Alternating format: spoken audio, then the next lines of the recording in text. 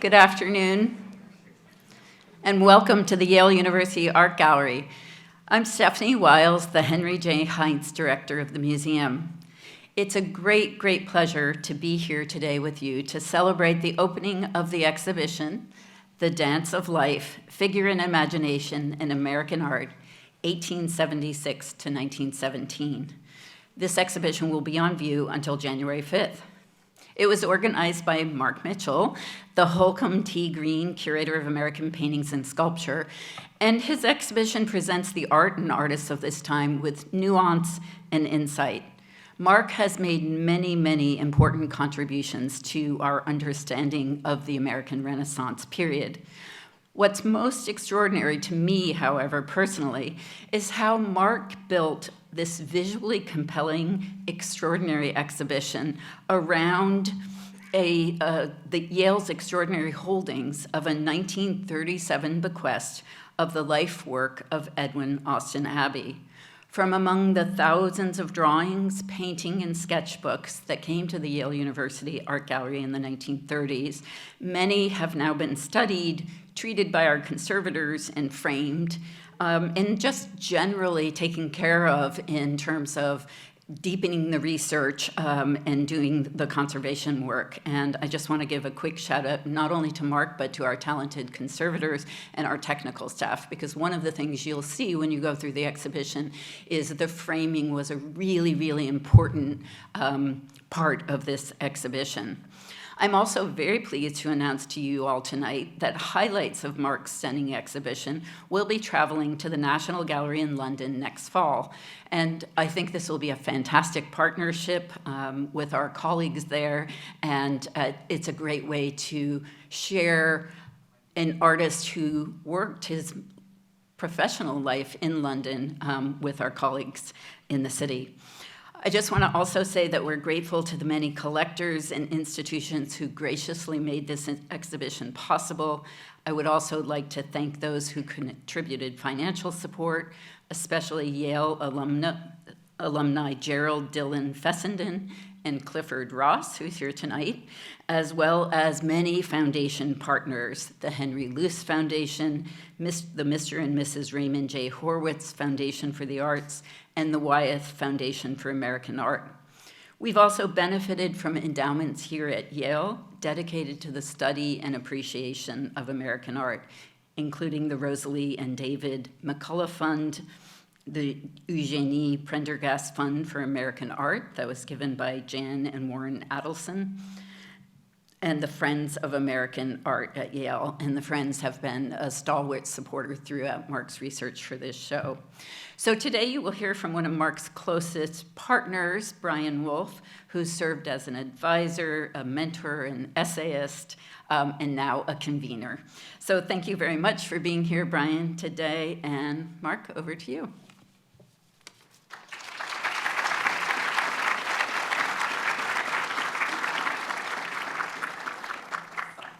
Good evening, everyone. I'm grateful to see you for the opening of our exhibition, The Dance of Life. Many of you have contributed to the exhibition. I'd like to add my personal thanks to all of you who have made the presentation possible. Before I introduce our speaker, I have 3 notes of housekeeping. The first is that the gallery is open until 8 p.m. tonight, so you have plenty of time after the talk to see the exhibition in our galleries on the 4th floor, and also to enjoy conversation and some delicious treats in the reception in our lobby. To get to the exhibition, the best way, please use the central elevator, which you can get to by returning to the lobby and then turning left through the ancient sculpture hall. Second, please stop by the bookshop by the main entrance tonight to get your copy of the exhibition's catalog at a 25% discount. Thank you, Tiffany. And third, we've organized a terrific series of programs including music, gallery talks, conversations, and art-making events over the course of the fall that we hope will make you want to come back again and again to find inspiration in these artists' remarkable works. You can find the full calendar on our website. This evening's lecture is supported by the Oswaldo Rodriguez Roque Lectureship Fund, which was created to honor and sustain Oswaldo's legacy of dedicated scholarship in the field of American art. I'm very pleased that we're joined by Oswaldo's family and friends this evening. Our speaker is Brian J. Wolfe, Jeanette and William Hayden Jones Professor of American Art and Culture Emeritus at Stanford University. Brian is an inspiration to many of us here this evening. I know, a brilliant teacher and scholar, you will not find a more generous or generative colleague. Brian earned his PhD in American Studies from Yale and taught here for almost 30 years before heading to Stanford. He's published books on 19th century American art, Romantic Revision, Culture and Consciousness in 19th century American Painting and Literature, and Vermeer and 17th century Dutch art, Vermeer and the Invention of Seeing, as well as co-authoring a path-breaking survey of American art, American Encounters, Art, History, and Culture. He's now at work on a new book, Hidden Histories, about how three artists responded in unexpected ways to the historical events that shaped their worlds. He also has a keen gift for titles, and reading through his record of past publications and talks is a delight. I give you The Responsibility to Dream for the Modern Language Association, Firing the Canon, C-A-N-O-N, for the American Studies Association, and When is Painting Most Like a Whale? For a Cambridge Press volume edited by our friend Richard Broadhead. I can get this last sentence out, I promise. Lest you assume academics are not people of action, I draw your attention to Brian's leadership at Stanford, where as co-director of the Stanford Arts Initiative and Stanford Institute for Creativity and the Arts, he raised $250 million for the arts as part of the Stanford Challenge Capital campaign. Honored and recognized with prizes and advisory appointments across the country, Brian is the epitome of distinction and service. I'm very grateful for the excellent advice and wisdom he has offered over the years of the development of our exhibition, and I can think of no one better to set the stage tonight for the opening of our exhibition. Please join me now in welcoming Brian Wolfe to share his talk, To Live One's Life as a Work of Art.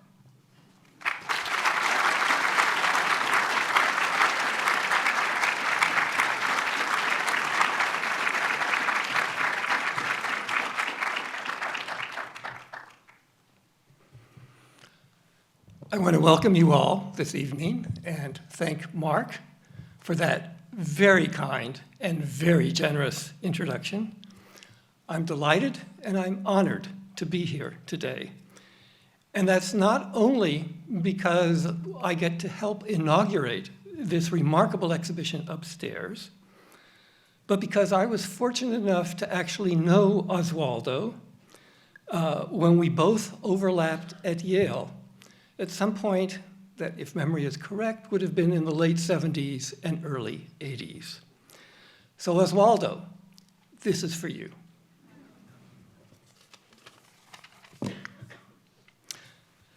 So The Dance of Life, as you perhaps already know, is an exhibition filled with angels and blithe spirits. I would like to begin this evening by introducing you to three of them. The first, angel number 1,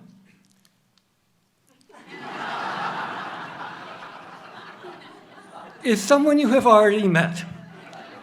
He is in charge of ascending women and heroic men, and when not attending to his heavenly tasks, serves, as you've heard, as the Holcomb T. Green Curator of American Paintings and Sculpture at the Yale Art Gallery.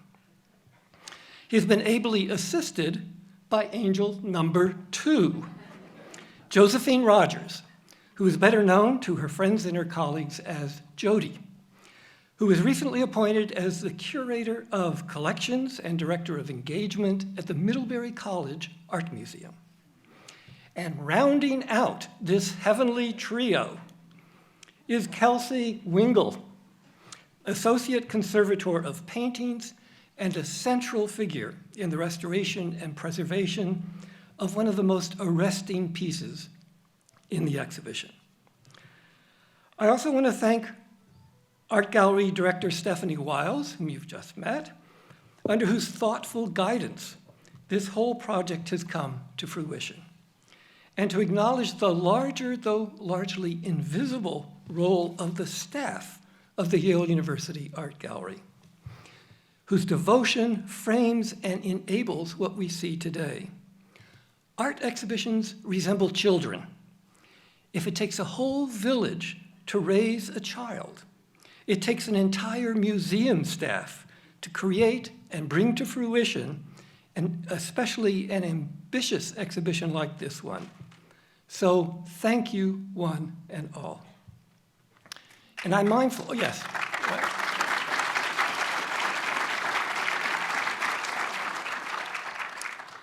And I'm mindful, as I should add, as we begin our journey, of time.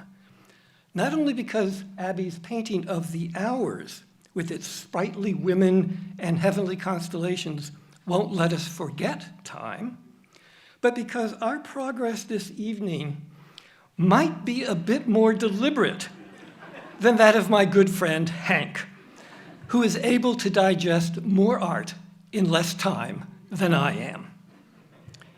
And a caveat before commencing: museum visitor beware. This is not your normal art exhibition. It does not feature many finished works. It is not arranged by artist. It does not progress panel by panel or room by room in story-like fashion.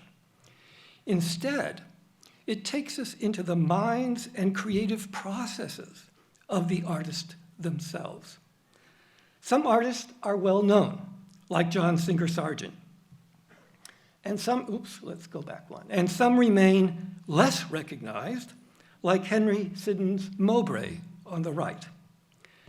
The Dance of Life focuses on the artist's drawings, sketches, and preparatory studies prior to the final images.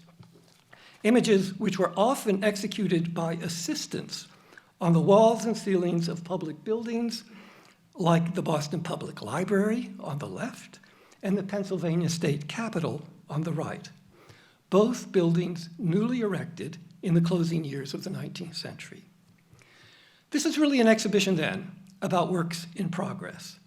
It provides the viewer with a rare behind-the-scenes glimpse into the creative process itself, as if we were looking over the artist's shoulder at the moment of inspiration.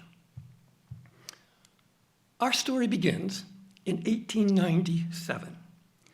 That was the year that Edwin Austin Abbey, a highly regarded painter, American-born painter of historical drama, and an illustrator of Shakespeare, was awarded an honorary Master of Arts degree by Yale University.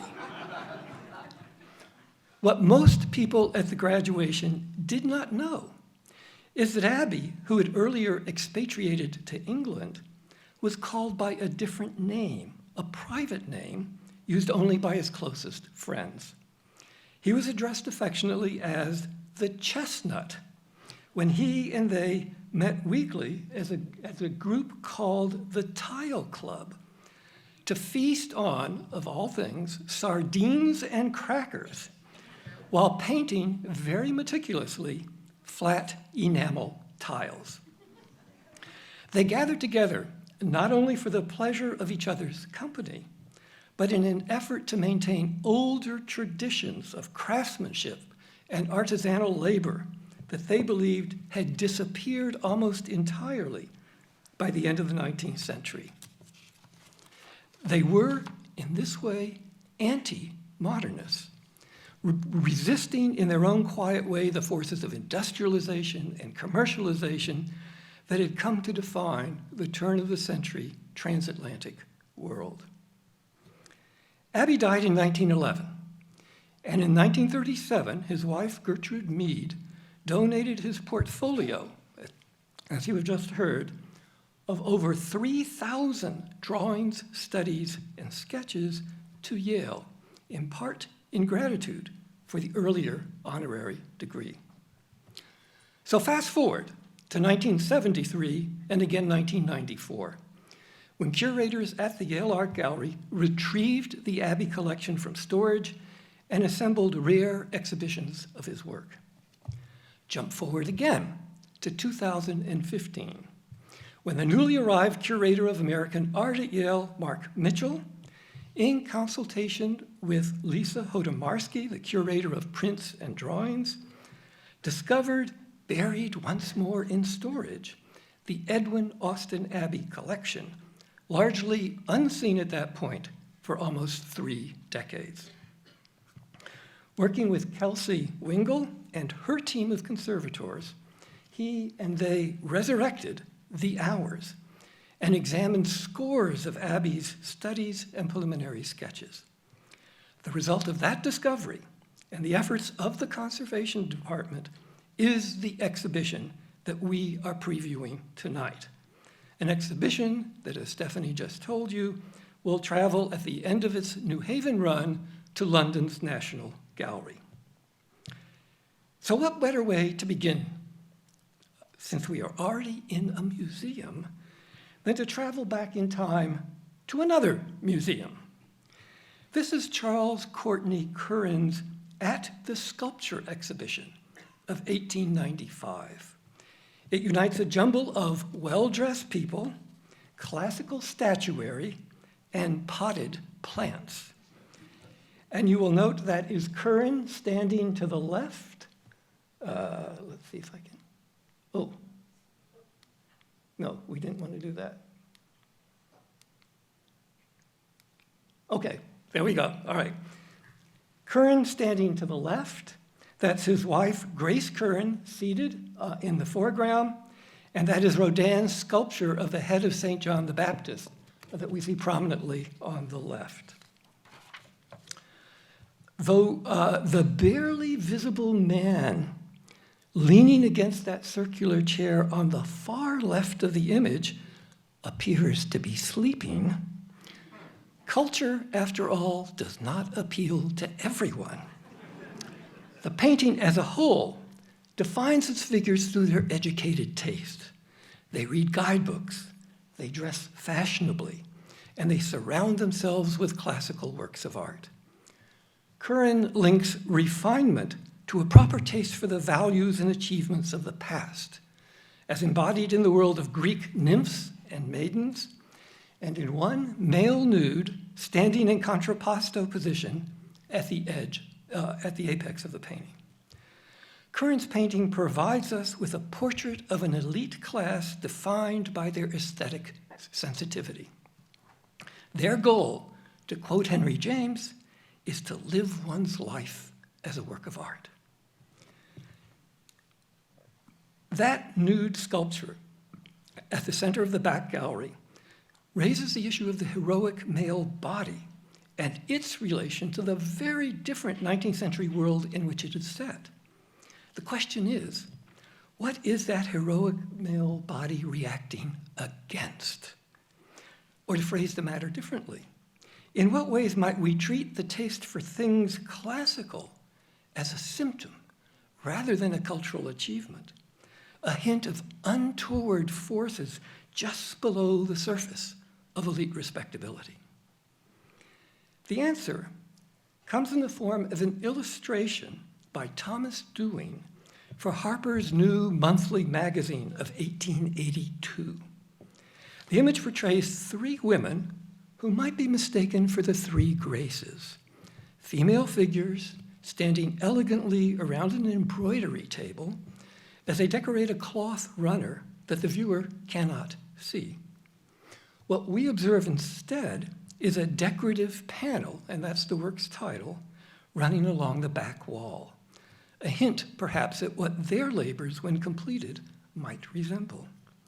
The 3 women intent upon their work embody virtues that late Victorian society expected of proper womanhood: a dutiful attention to domestic tasks, shared bonds of sympathy and cordiality, and an innocence as unassuming as their endeavors. They display through their activities a form of conspicuous leisure, a mode of upper-class behavior designed to highlight the non-commercial, non-utilitarian nature of their work. Their graceful poses might be contrasted dramatically, with the lone figure who appears in Winslow Homer's wood engraving from the previous decade, woman winding shuttle bobbins. She too is working with her hands, but her work is not her own. She performs a single repetitive task over and over, focusing intently and, judging from her expression unhappily, on one small step in an industrialized form of labor that bears little resemblance to the artisanal work of Dewey's figures. Homer's woman functions as a cog in a machine. Her labor has been de-skilled and depersonalized. She is an anonymous worker within New England's burgeoning textile factory industry. The problem is that she is present like a ghost in Dewey's illustration. The two images are related like night and day. They form the flip sides of a single coin. Note, for instance, the way the hands of Dewey's women align as they work. The viewer sees 5 hands. The 6th is below the embroidery table, each engaged in the same or related tasks, each echoing and repeating the gestures of the others, and all forming a unidirectional workflow that reproduces, without intending to, the linear movement of the assembly line. Unlike traditional images of middle-class women of the era sewing or embroidering from the comfort of their home, Dewey's figures engage in a collective form of work that requires them to stand rather than sit. The woman behind the table on the left wears a headdress that is anything but fashionable. She resembles a laboring woman, a mill worker, whose dress is less gown-like than utilitarian. Even the lilies in the image, traditional symbols of female virtue and beauty, lie fallen and disheveled beneath the work table. The point is not that Dewey intended his figures to suggest, however remotely, factory workers. To the contrary, they appear to labor in ways that we might characterize as crafts-based and domestic, rather than impersonal and industrial. But Dewey's image, even in its innocence, cannot escape the deeper and more pervasive logic that quietly invades it. The factory-like rhythm of shared tasks performed by a group of women working at repetitive labors. Dewey's illustration in this way echoes a very different and more monumental work like Abby's cartoon for the Hours, which, for all its attention to female grace and beauty, situates its figures within a world similarly defined by serialized forms, repetitive gestures, and standardized units of time. Abby's figures, like Dewey's, might be understood as industrialized workers who have slipped like Alice through the rabbit hole into the fantasy of an older, pre-industrial order. And this returns us to the question of the body. Artists of the period, like Thomas Eakins and Edward Muybridge, were determined to understand the science of the body. They abandoned more romantic notions of the body as an organic whole and sought instead to analyze the physics behind what scholar Mark Seltzer has termed the body machine. In a collaboration from 1884 to 5, Eakins and Muybridge combined sequential images from several different cameras into an early version of stop-action photography.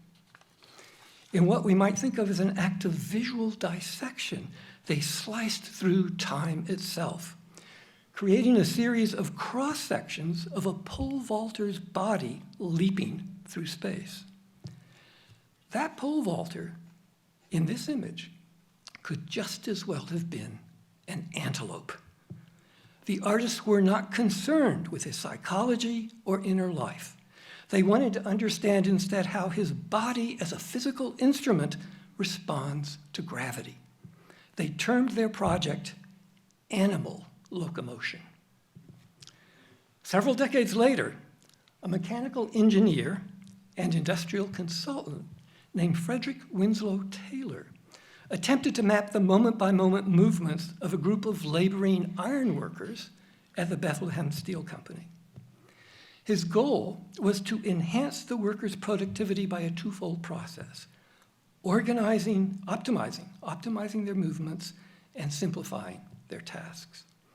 In 1911, he published the results of his studies in the Principles of Scientific Management, a treatise whose working premise was the machine-like nature of the workers' bodies. Efficiency in one, that laboring body, produced measurable gains in the other, industrial output. So when Taylor referred to a worker named Schmidt as ox-like, he was attempting a compliment.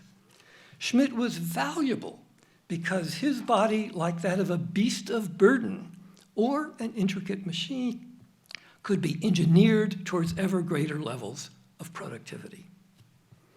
It's not far then from Schmidt's ox-like body to Abbey's study of 5 male torsos for the dome of the Pennsylvania State Capitol in Harrisburg. We might think of Abbey's figures, somewhat unkindly, I admit, as a portrait of men as meat. Their taut and stretched chest muscles, their recessed abdomens, and their upstretched arms define them as mine workers toiling in the Pennsylvania coal industry. They swing their upraised hammer at veins of coal hinted at in the black recesses surrounding them.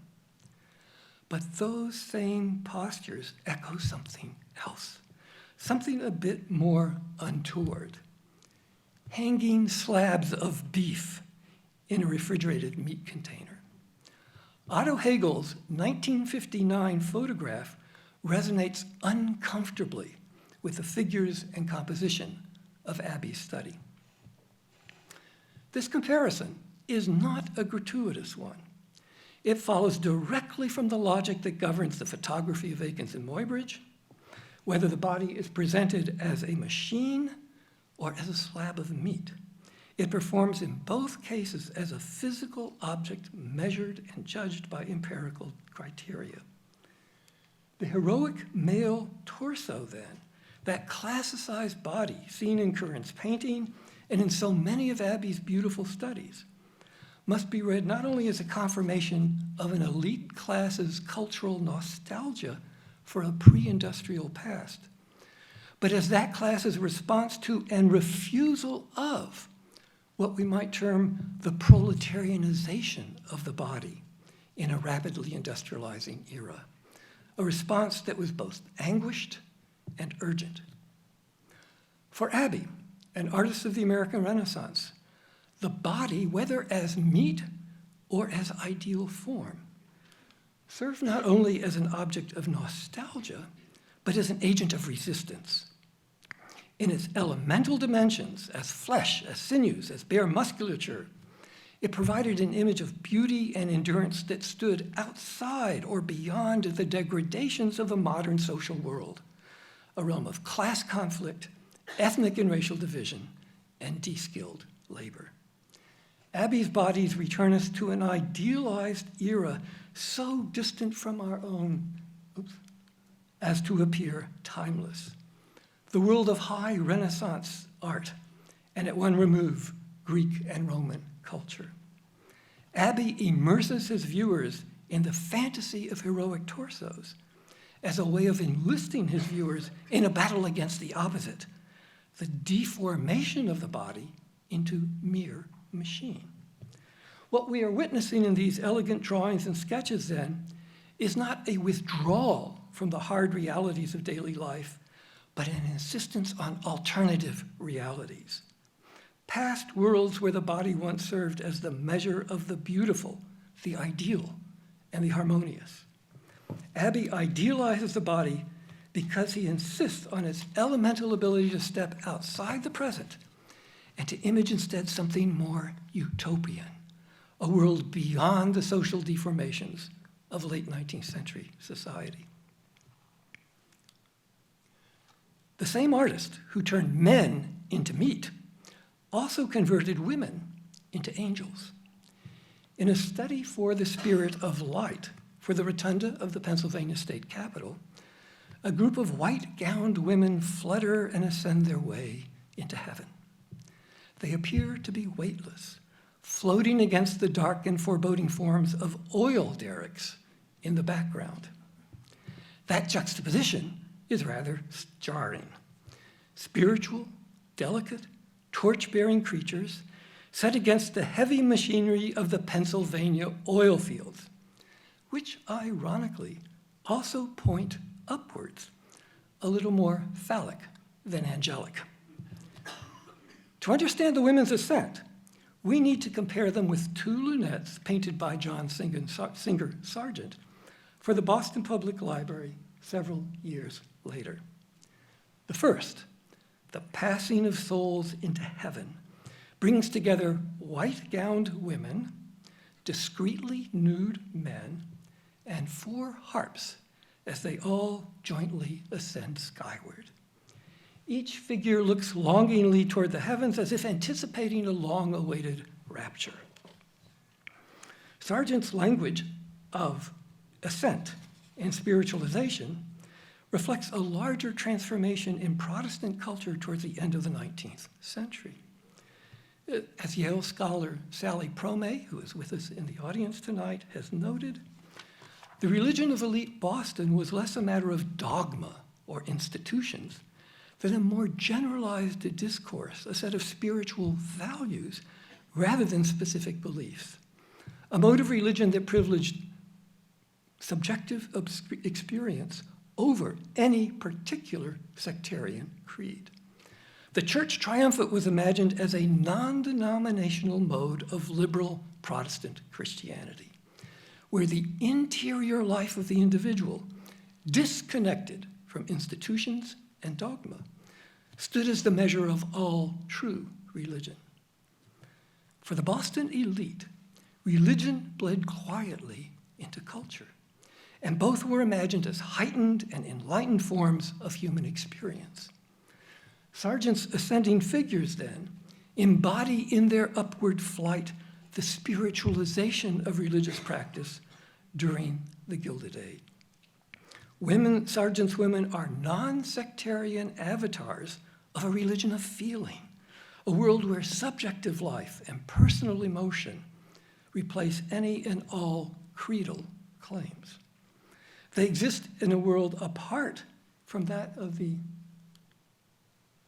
earthbound ballet dancer in, for example, a sketch by Edgar Degas.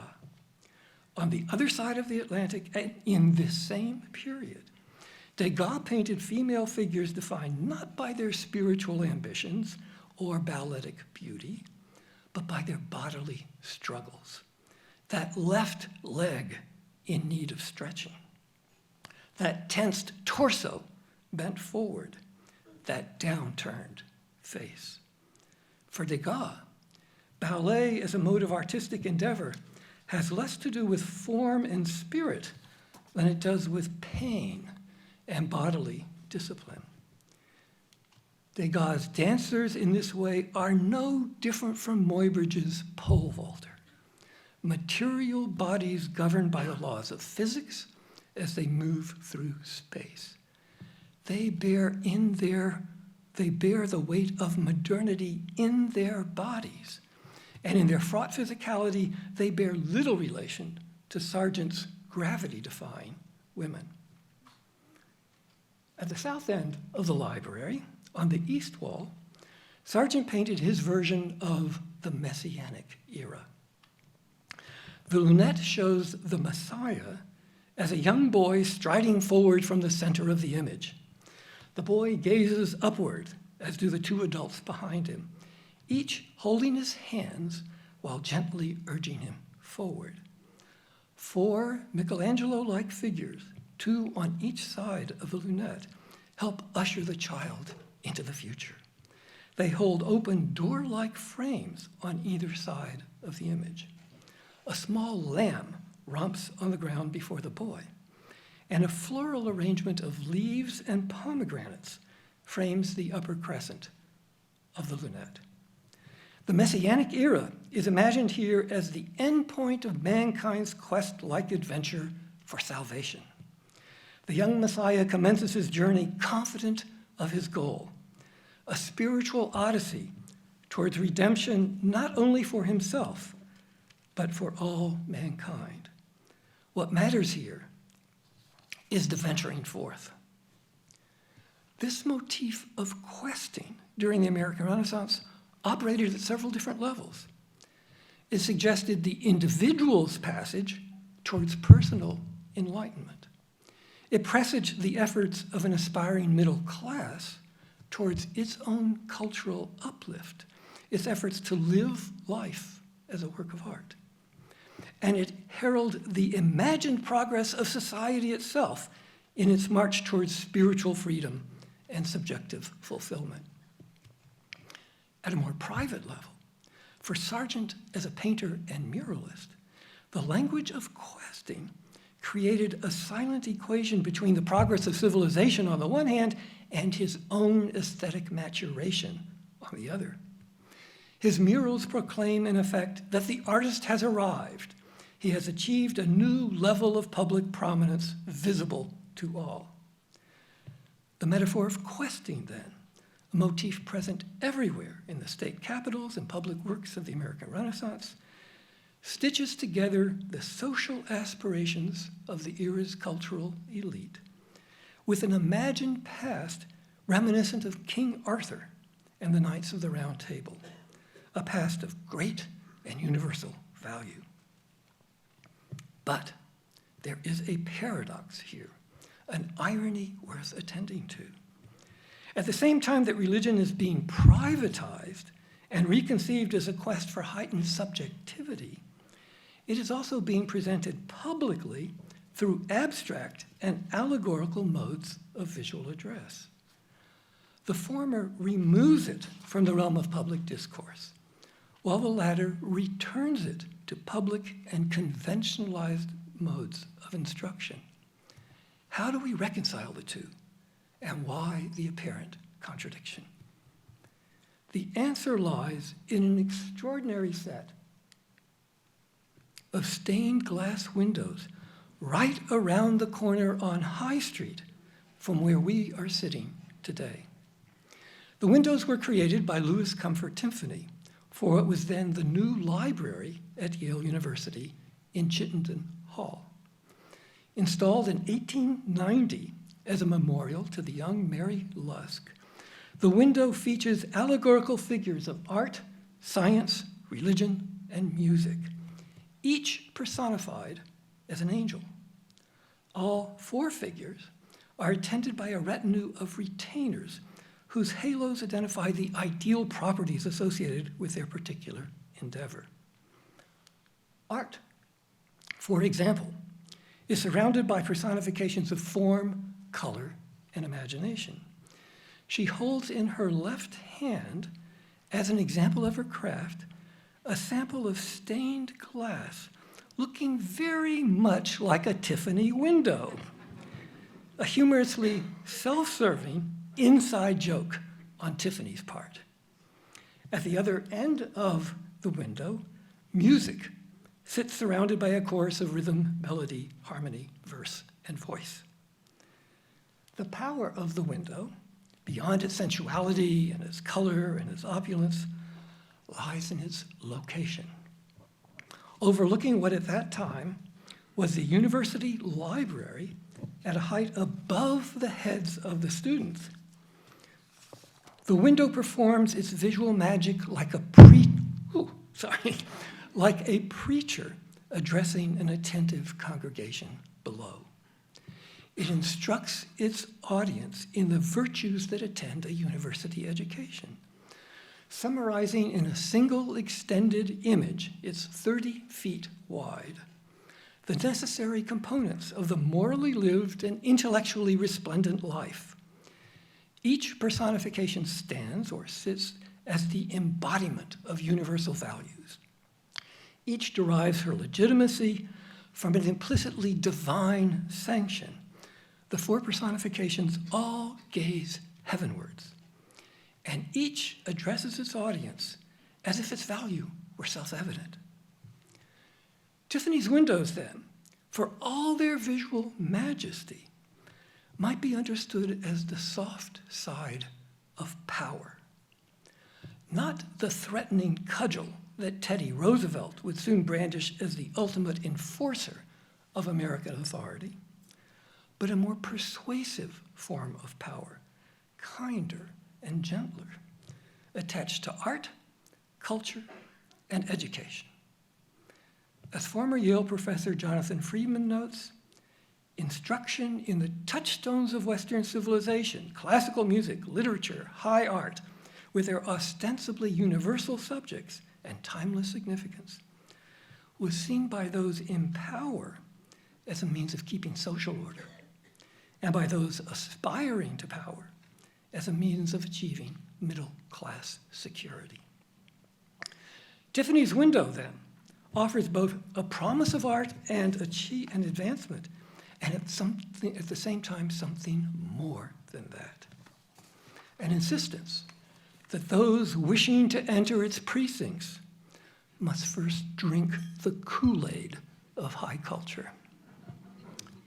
Before concluding, I should note that something is missing in our account, and that something is the question of race. Where are black and brown bodies in the art of the American Renaissance? An era that sadly affirmed the separate but equal doctrine of the Supreme Court in Plessy versus Ferguson of 1896, and one that legalized the virtual peonage of black Southern workers on farms and in factories in discriminatory laws enacted in both the South and the North in the decades surrounding the early 20th century. Let me offer a hint. Race in this art is hidden in plain sight. Consider, for instance, the resplendent gold figure of Victory from the Sherman Monument in New York, a maquette of which opens the Dance of Life exhibition. The angelic figure of Victory accompanying Sherman was based on Hetty Anderson, an African-American woman who served as a highly regarded model for artists and sculptors of the period. We see her, for example, in this 1897 etching by Anders Zorn of the sculptor Augustus St. Gaudens. St. Gaudens leans forward in the etching, staring directly out at the viewer with a gaze both sympathetic and confrontational. Behind him lies Hetty Anderson, placed literally in the background and figuratively enveloped by darkness. Her presence has been subordinated to his form. She is both visible to us and at the same time distanced and withdrawn. We can find her again on a $20 gold coin from 1912, where she has been once more gilded into invisibility. What we see is an angel of heroism radiating light and wisdom. What we lose, hidden in plain sight, is a narrative of race erased. Or again, you will see in the exhibition an oil sketch by African-American artist Henry Ossawa Tanner for a larger oil painting titled The Annunciation. We encounter a young Mary leaning forward from the edge of her bed with an expression that hovers between attentiveness, shyness, and uncertainty. In front of her, the angel Gabriel has disappeared into an extraordinary column of impasto, thick perfectly applied white paint. He lacks any hint of bodily substance, and in this way, he commands not only her attention, but ours. How are we to understand this conversion of an angel into a visual abstraction, a pillar of white paint? I wish to propose an answer that requires that we turn our attention to another 19th century artist famous for his energetic swirls of paint, J.M.W. Turner, whose slave ship, Slavers Throwing the Dead and Dying, Typhoon Coming, of 1840, half a century before Tanner's Annunciation, imagines nature's retribution to the slavers in the ship through the image of a typhoon, visualized here as an abstracted column of thickly painted white impasto. I suspect that Turner's typhoon has migrated to Tanner's painting, and that Tanner is quoting Turner as a way of converting his own painting into a different sort of annunciation, not only of Christ's birth, but of what we might term a new birth of freedom, tied as much to the history of slavery as it is to the history of religion. Within this world, as the poet William Butler Yeats would soon proclaim, a terrible beauty is being born. So we have reached the end of our time today and the conclusion of our saga. The question is, what happened to the American Renaissance in the following years? How does this story end? Allow me to suggest 3 options. You choose. Option 1, oops. It ends, you got a little sneak preview there. It ends with a urinal. On April 9th, 1917, 3 days after the United States entered World War I, Marcel Duchamp submitted a commercially manufactured porcelain urinal to an exhibition sponsored by the Society of Independent Artists in New York.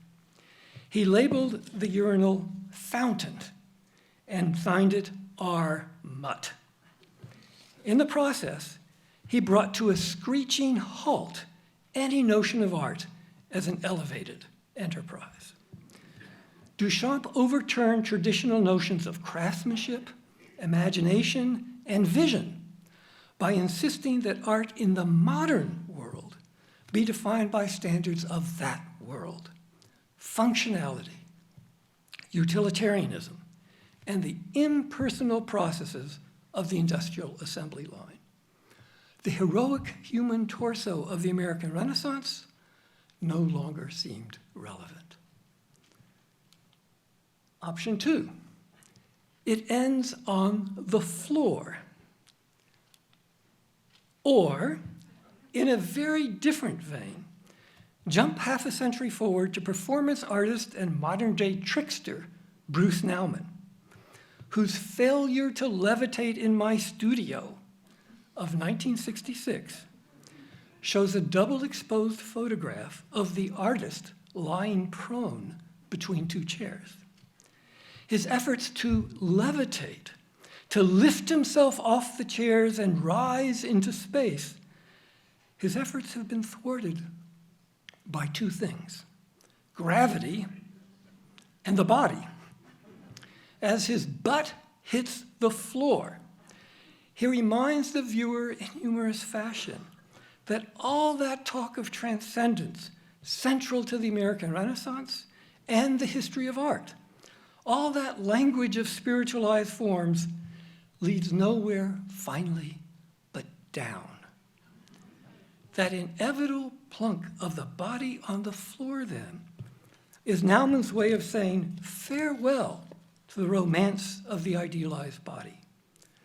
Like Duchamp's urinal, Nauman's butt brings the American Renaissance to a dramatic halt. Option 3, it doesn't end. What happens when we imagine instead the American Renaissance? That it never really disappeared. It simply morphed into different form. I offer by way of evidence an unlikely candidate for consideration, Martin Puryear's To Transcend. Puryear is an African-American artist who graduated from the Yale School of Art in 1971 and continues to create sculptures and works on paper today. To Transcend consists of 2 blocks of wood united by a lean wooden tether. The tether emerges from a kidney-shaped block on the floor, evocative of the body and the organic world. It arcs gently upward before arriving at a disc that both mirrors the wooden base and converts it into an abstracted and precise geometric form. That disc at the top is more cerebral, more delicate, more refined than the kidney form that launches it. It functions as a pointer to realms beyond its grasp, an image of transcendence, at the same time that it serves as a cap, an acknowledgement of the limits that attend all terrestrial questing. To Transcend reminds us that true transcendence never fully leaves the ground. What we see when we look up is not an epiphany of light and air, but a round wooden disc, an idealized version, a utopian reworking of our own squat and kidney-shaped lives. Those lives are lived like that earth-hugging block of wood at ground level, in the realm of history and the body. And the particular history alluded to in Puryear's sculpture is that of a post-civil rights world, one in which transcendence has less to do with individual perfection or spiritual aspiration than the fulfillment of long overdue social and civic promises, ones in which the imperfect body transforms into the empowered body politic. Transcendence from this angle becomes a trope, a metaphor for social justice achieved, for a world in which we are all free at last. So perhaps our story should end here.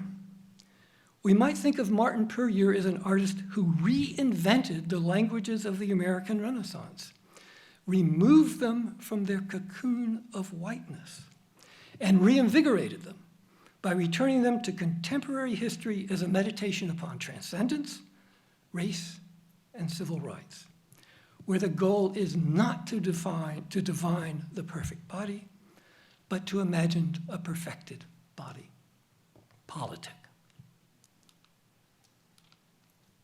Final option. We could simply end today by pointing to the heavens and changing the channel. Thank you.